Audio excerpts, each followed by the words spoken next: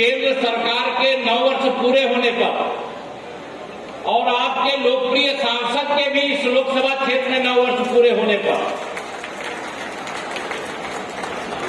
गरीब कल्याण के लिए समर्पित सरकार के तत्वाधान में आयोजित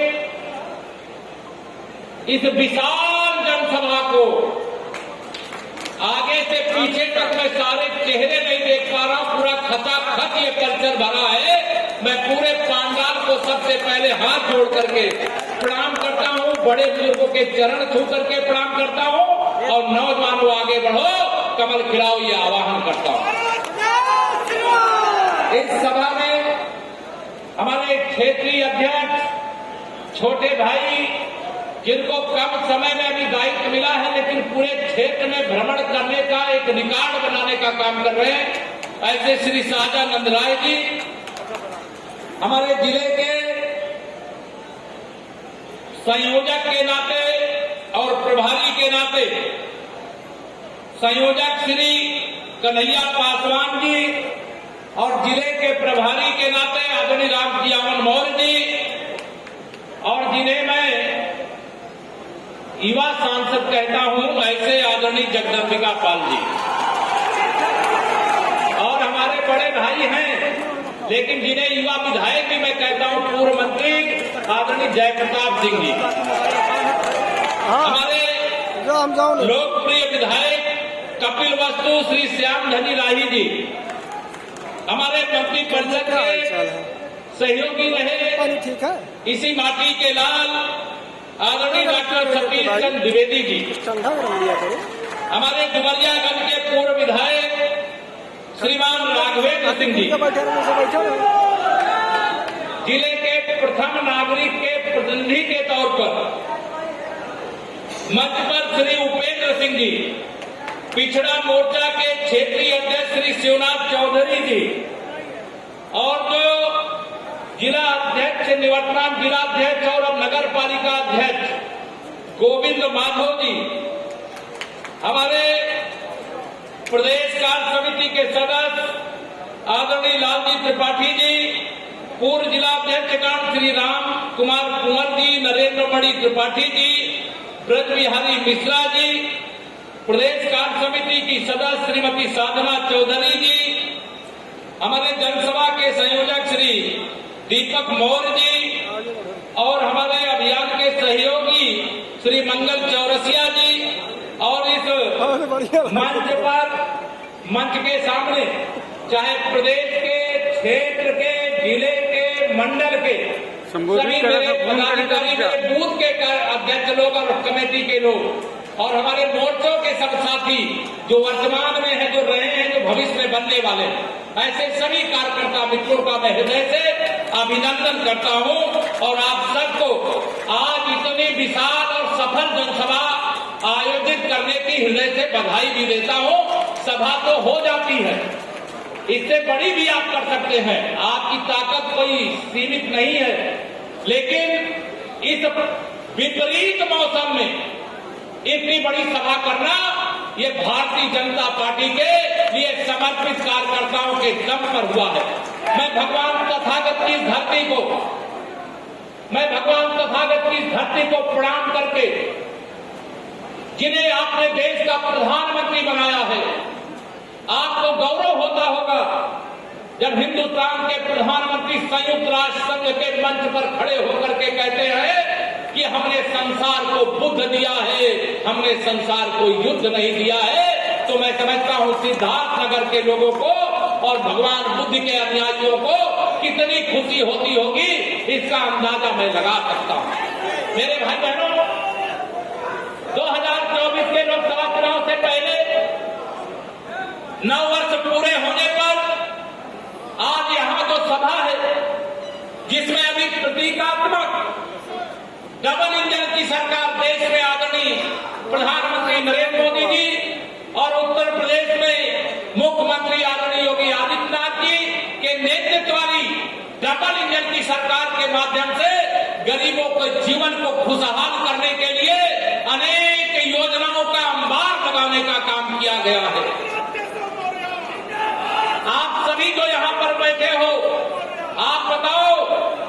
2014 से पहले और 2017 से पहले जो सिद्धार्थ नगर की तस्वीर बदली है, यहाँ के गरीबों की तकदीर बदली है, बताओ इसके पहले यहाँ पर ऐसा कभी हुआ था क्या? 40,000 से अधिक मेरी माताएं बहनें बैठी हो, बताओ जो कच्चे मकान में रहता, मैं भी एक गरीब परिवार में पैदा हुआ हूं, मेरे प्रधानमंत्री जी भी एक गरीब परिवार में पैदा हुए थे, इसे वो गरीबों का दर्द जानते हैं। और केवल सिद्धार्थनगर के गरीबों का नहीं, उत्तर प्रदेश के गरीबों का नहीं, पूरे हिंदुस्तान के गरीबों के वो मसीहा बनकर के उनकी सेवा में समर्पित रहने का काम करते हैं।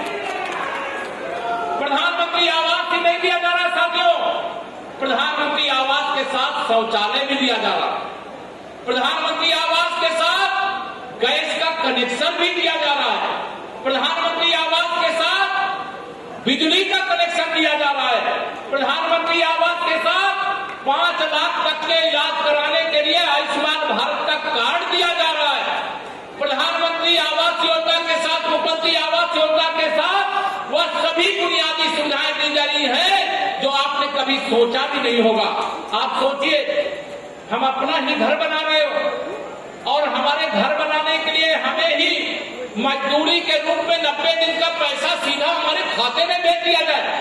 बताओ, जिनको प्रधानमंत्री आवास मिला, यहाँ आए हो कोई कि नहीं आए हो? प्रधानमंत्री मुख्यमंत्री आवास जिनको मिला, जरा हाथ उठा के बताओ कितने लोग हैं यहाँ पे? केवल इस जिले में लगभग 40,000 लोग हैं। और एक बात मैं आप सब लोगों से आज यहाँ पर कहना चाहता हूँ, बहुत सारे यहाँ किसान भी होंगे, किसी किसान के पास 1 बिस्वा जमीन होगी, किसी के पास 1 बीघा होगी, किसी के पास 1 एकड़ होगी, किसी के पास 1 हेक्टेयर होगी, किसी के पास इससे ज्यादा भी होगी। लेकिन 2019 से और 2023 तक प्रधानमंत्री किसान सम्मान निधि के रूप में एक वर्ष में 6-6 हजार रुपया आपके खाते में आता है कि नहीं आता? बताइए, आता है कि नहीं आता? कोई कमीशन लेता है क्या उसमें? कोई कमीशन लेता है क्या? 2019 में माननीय नरेंद्र मोदी जी के नेतृत्व में आपने दूसरी बार सरकार बनाने का काम किया। कोरोना आ गया और कोरोना काल से लगातार 3.5 साल से अधिक समय से 80 करोड़ देश के और 16 करोड़ प्रदेश के गरीबों को बताइए, लगातार राशन मिल रहा है कि नहीं मिल रहा? दोनों हाथ में बताइए, मिल रहा है कि नहीं मिल रहा?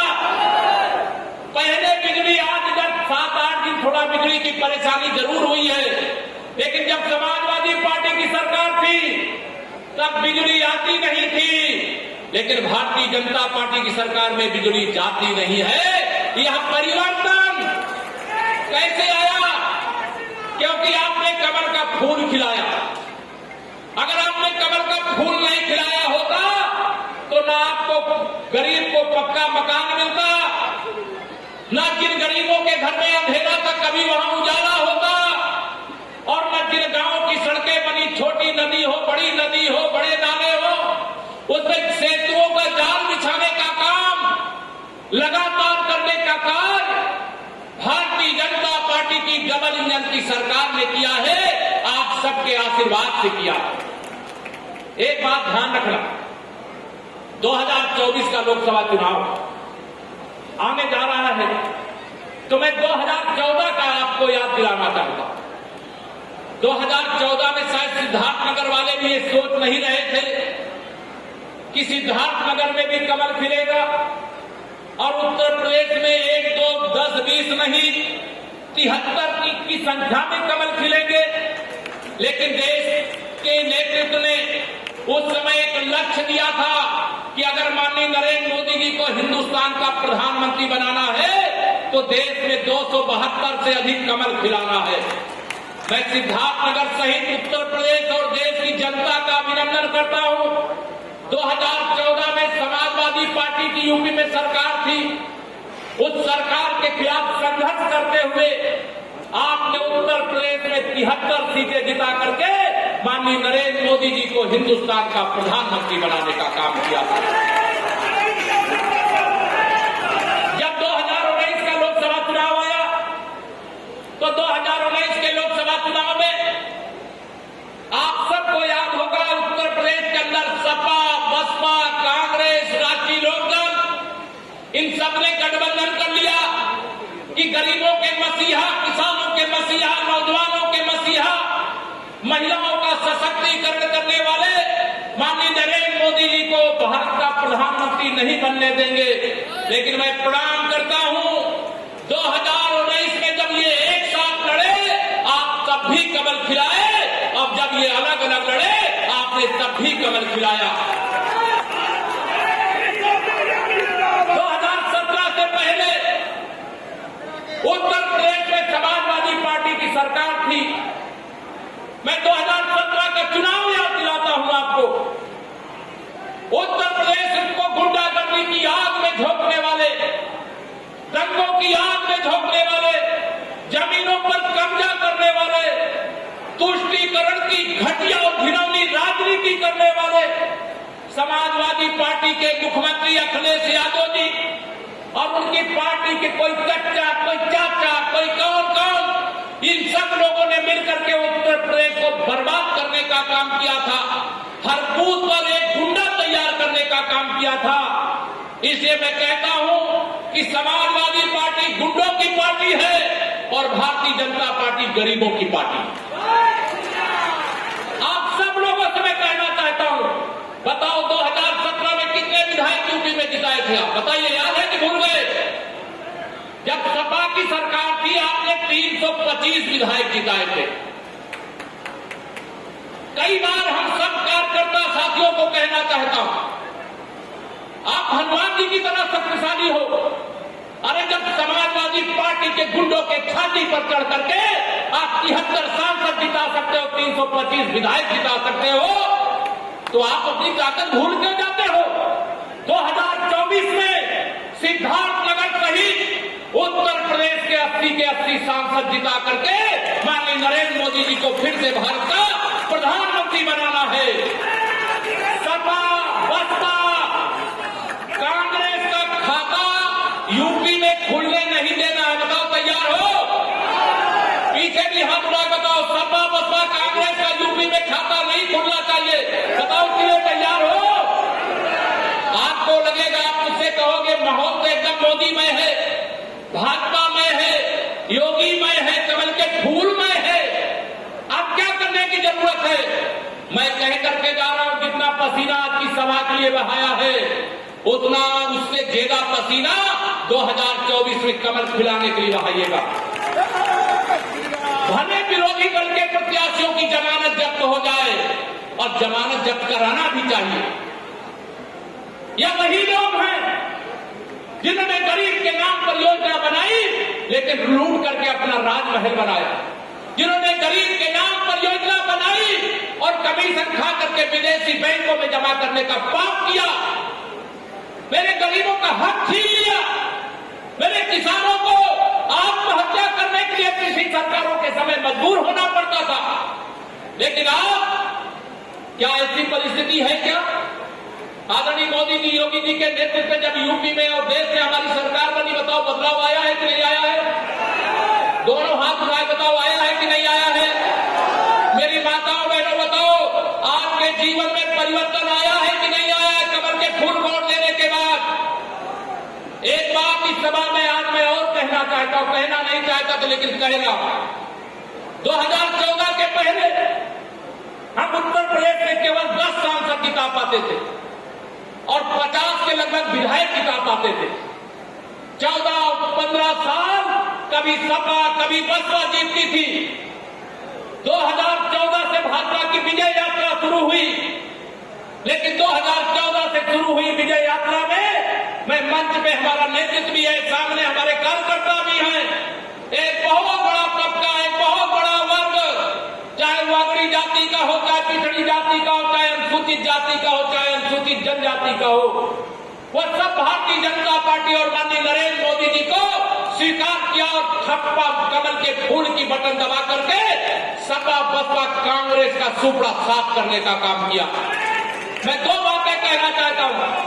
जो नए लोग आए हैं उनको छूट के हमसे दूर नहीं जाना चाहिए, यह जिम्मेदारी हमारे कार्यकर्ताओं की है। लेकिन जो नए लोग यहां पर आए हैं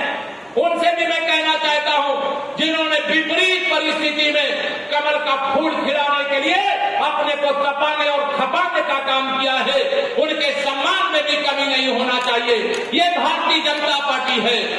यहाँ अगड़ा पिछड़ा दलित की त्रिवेणी बहती है। भारत के प्रधानमंत्री सफाई करने वाले कर्मचारियों को कुर्सी पर बैठा करके स्वयं जमीन में बैठ करके उनके चरण धो करके उनको सम्मान देने का काम करते हैं।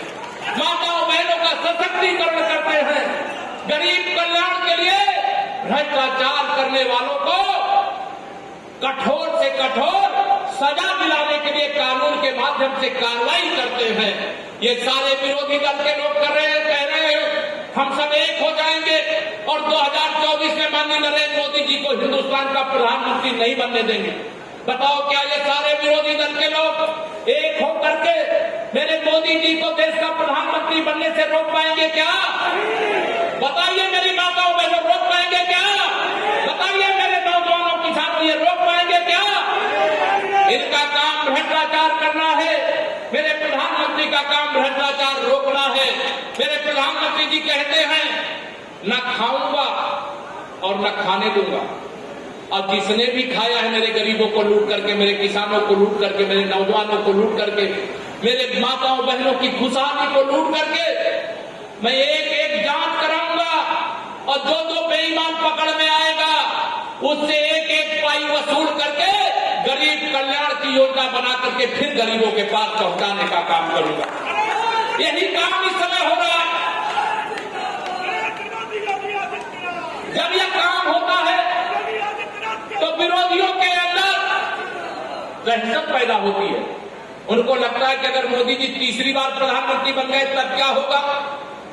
तो मैं आपको बताता हूं, अगर 9 साल में हमारा देश 90 साल सकता है तो अगला 5 साल सबसे ऐतिहासिक है।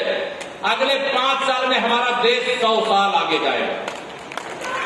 100 साल आगे जाएगा। हिंदुस्तान की गरीबी सदा सदा के लिए मिट जाएगी। हर गांव में पक्की चमाचम सड़कें होंगी। हर मेरी माता बहन के पास आमदनी का कोई ना कोई जरिया होगा। नौजवानों के लिए, रोजगार के लिए जो प्रस्ताव आए हैं विनिवेशक समिति में, वह जमीन पर, धरातल पर उससे पहले आपको दिखाई देना शुरू हो जाएगा। ये विरोधी मुद्दा विहीन है। समाजवादी पार्टी पीडीए कहती है पिछड़ा, दलित और अल्पसंख्यक। अरे श्री अखिलेश यादव जी, मुझे तो तुम्हारे चचा मोहम्मद आजम खां का कारनामा भी याद है। जब प्रयागराज का कुंभ हुआ था और आपके मनमानेपन के कारण वहां अव्यवस्था हुई थी और सैकड़ों निर्दोष हमारे जो कुंभ के यात्री थे वो मारे गए थे। क्या इनको माफ करना चाहिए क्या?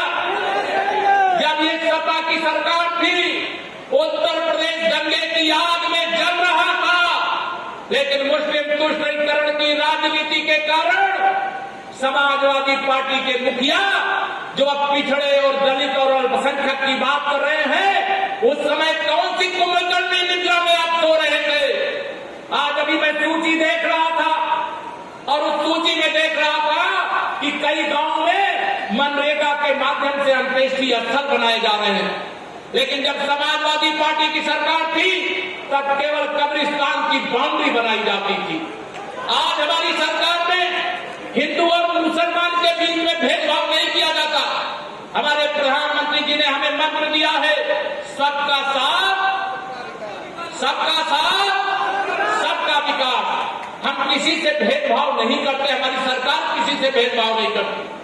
जो गरीब है हमारी नजर में न वो हिंदू होता है न मुसलमान होता है। गरीब केवल गरीब होता है और उसके जीवन में जो दुश्वारियां हैं उनको दूर करने की जो योजनाएं हैं, उस योजना का लाभ अगर हिंदू को मिल रहा है तो मुसलमान को भी मिल रहा है कि नहीं मिल रहा? बताओ, मिल रहा है कि नहीं? जो हाथ में बताओ, मिल रहा है कि नहीं मिल रहा है? अखिलेश यादव जी कहते हैं हम पीडीए के बल पर एनडीए को, मोदी जी के एनडीए को हरा देंगे। इनका पीडीए पिछड़ा, दलित और अल्पसंख्यक है। मैंने कहा अखिलेश जी, आपके पीडीए का मतलब मैं बता देता हूं। पी-फार पिछड़ा नहीं है, आपका पी-फार परिवारवाद है। पी-फार दलित नहीं है, पी-फार दंगाई है जिनका आप संरक्षण करते हो। एक भार अल्पसंख्यक नहीं है, एक भार अपराधी है जिनका आप संरक्षण करते हो। इसलिए मैं समाजवादी पार्टी को गुंडों की, अपराधियों की, माफियाओं की पार्टी कहता हूं और उसका सरदार श्री अखिलेश यादव जी को कहता हूं। मैं गलत कहता हूं, सही कहता हूं, बताओ दोनों हाथ उठा करके। अगर ये इस बात को करते हैं, अगर इन्होंने जब सत्ता में थे, क्या कोई पिछड़े वर्ग का नेता इनको याद आता था क्या? आजकल जब सदन में खड़े होते हैं तो खड़े होने के बाद आपा खो देते हैं और वह ऐसे ऐसे शब्दों का प्रयोग करने लगते हैं मेरे प्रधानमंत्री जी के बारे में, हमारे मुख्यमंत्री जी के बारे में, मेरे बारे में, मेरे स्वर्गीय पिताजी के बारे में। सदन तक में आप शब्दों का प्रयोग किया। एक बार पत्रकार मित्रों से बात करते, वो सूत्र है, मैं उसकी बात नहीं करना चाहता। अरे जब बात नहीं करना चाहते तो वोट की भूख जागृत हो गई है क्या? आह्वान करना चाहता हूं मेरे मित्रों, एक एक कोट कमल के फूल को डालने का काम करना। यह एक एक कमल का फूल, ये ध्यान रखना। बहुत सारे गरीब ऐसे होंगे जिन्हें बहुत सारी योजनाओं का लाभ अभी तक नहीं मिला होगा, लेकिन ये कमल का फूल खिलता है तो लक्ष्मी जी आती है, और लक्ष्मी जी आती है तो खुशहाली आती है कि नहीं आती है? साइकिल चलती है तो गुंडे आते हैं। साइकिल को पंचर करने का काम आपने 2014, 17, 19, 22 में कर दिया है। अब 2024 में इस सपा को समाजवादी पार्टी और साइकिल को खंड खंड करके विदा करने का काम करें। जो मेरे गरीबों का वोट बेच करके नोट इकट्ठा करती है, मायावती जी को भी मैं कहना चाहता हूं, आपने सपा के साथ समझौता किया 2019 में माननीय नरेंद्र मोदी जी को प्रधानमंत्री बनने से रोकने के लिए।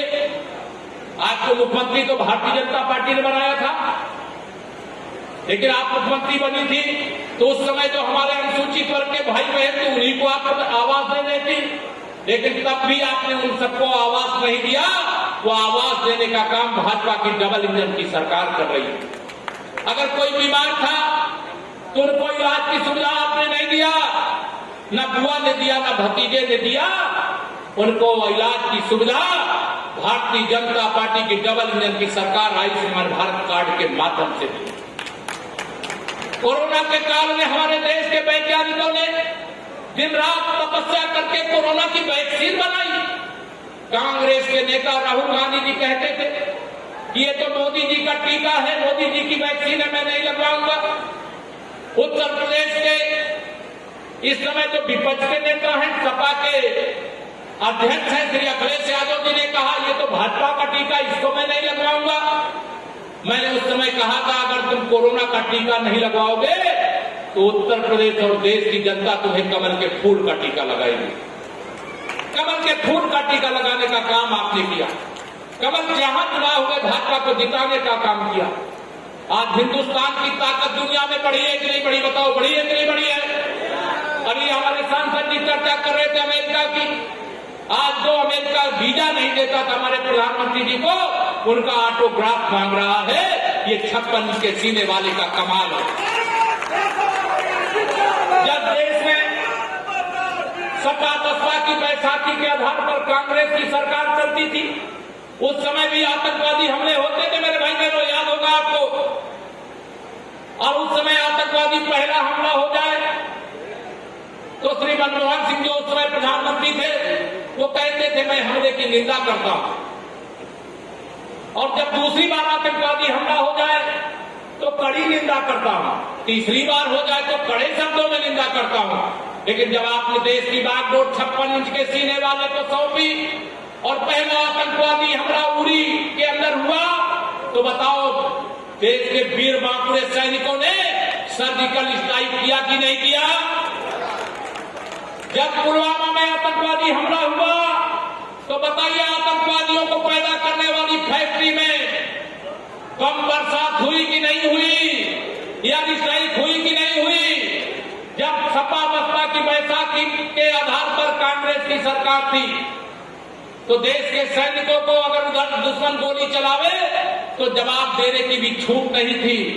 लेकिन जब मेरे मोदी जी देश के प्रधानमंत्री आप सबके परिश्रम से, प्रयास से बने, तो आज गोली का जवाब गोला से देने की भी छूट दे दी गई है। आज ऐसा भारत है अगर विदेश में यूक्रेन और रूस के बीच में युद्ध चल रहा है, रोज टीवी में आप देखते होंगे, लेकिन जब युद्ध शुरू हुआ, हमारे देश के नागरिक यूक्रेन में फंसे थे, हमारे प्रधानमंत्री ने दोनों देशों के राष्ट्रपति को फोन किया कि मेरे भारत के नागरिक फंसे हुए हैं और उनको वहां से सुरक्षित आना है, उनके हाथ में तिरंगा होगा और जब तक वो वहां से युद्ध क्षेत्र से निकल नहीं आते, आप दोनों देशों को युद्ध विराम करना पड़ेगा। हाथ में तिरंगा लेकर के मेरे भारत के नागरिक भारत माता की जय बोलते हुए सुरक्षित भारत वापस आए, ये तिरंगे का मान और सम्मान है मेरे भाई बहनों। आज मैं आपके बीच में 19 तारीख को खड़ा हूं। 2 दिन बाद क्या है, 21 जून को, मालूम है आप लोगों को? योग दिवस है।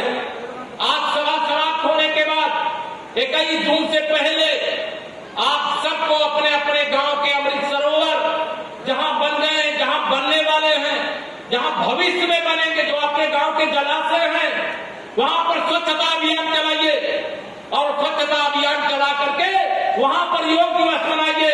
21 जून को ही नहीं, हर दिन योग दिवस है हमारे लिए।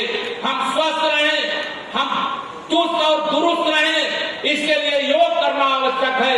मेरे भारत के प्रधानमंत्री जी ने विश्व के मंच से एक बार कहा, पूरे विश्व को योग करना चाहिए। 21 जून विश्व योग दिवस हो गया। ये भारत का सम्मान नहीं है, ये भारत का सम्मान है। पहले हमें वैक्सीन दुनिया भर से भीख के रूप में मांगनी पड़ती थी, लेकिन आज हमारे प्रधानमंत्री जी ने 220 करोड़ देशवासियों को फ्री में कोरोना की वैक्सीन लगाई कि नहीं लगाई? बताइए, आप लोगों ने वैक्सीन लगवाई कि नहीं लगवाई? दोनों हाथ बढ़ाई बताइए।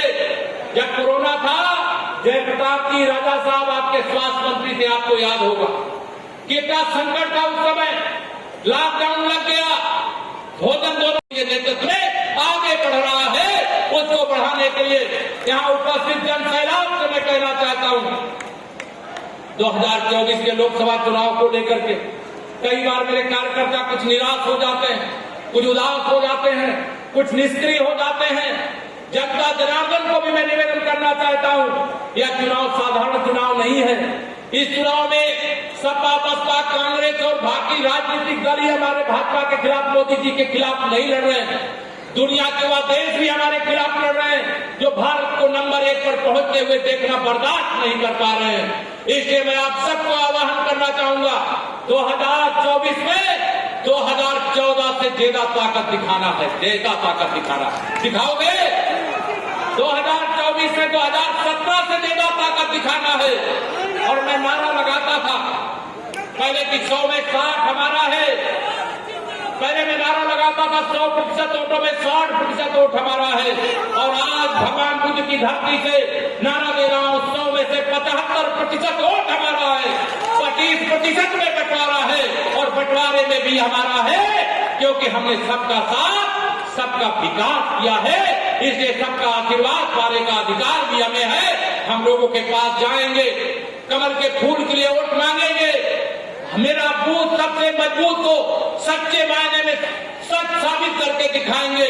बहुत सारे चुनाव हुए हैं, बहुत सारे चुनाव होंगे, लेकिन ये एक पीढ़ी के लिए नहीं बल्कि 10 पीढ़ी आगे ले जाने का चुनाव है। ऐसा विजनरी नेता नहीं मिलता मेरे भाई बहनों। इसलिए मैं मोदी जी के बारे में कहता हूं कि विश्वास करो तुम मोदी पर, यह नवयुग का निर्माता है। ऐसा नेता इस धरती पर एक बार ही आता है, एक बार ही आता है।